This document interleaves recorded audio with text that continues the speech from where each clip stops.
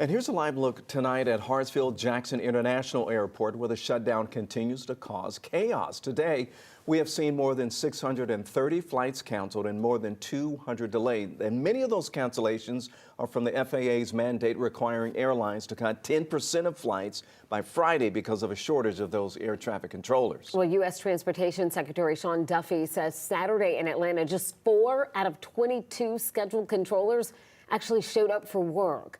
11 Alive's Grace King joining us live now from the airport tonight. Grace, what are you seeing there right now?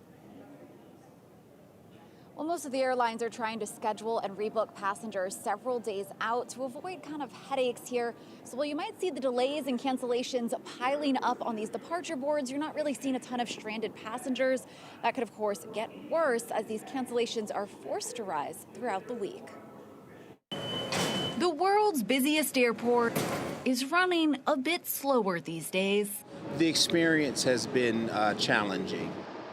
Federal Aviation Administration is requiring airlines to cut flights by 10% in a phased approach at ATL.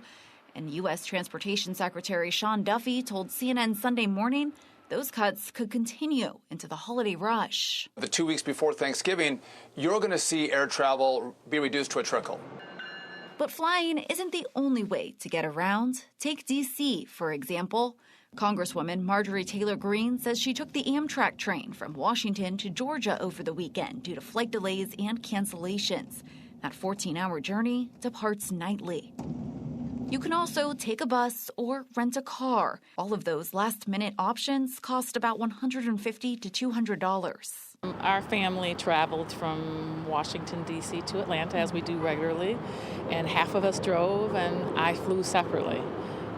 And we had to alter our plans based on availability and the like because of what's going on in D.C. Felicia Wasson says they made that choice for peace of mind and the price. She might pick that route again if the shutdown continues. A little spur of the moment, but we made the decision probably 2 or 3 days before we traveled, and it was just the best route. We compared all of the options, and splitting up and driving halfway made more sense.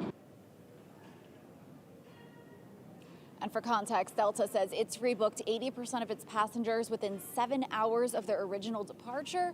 The drive to D.C. usually takes about 10 hours, giving passengers like Felicia a lot to think about. Live at the airport, Grace King, 11 Alive News. Yeah, certainly a lot to consider for a lot of people. Grace, thank you.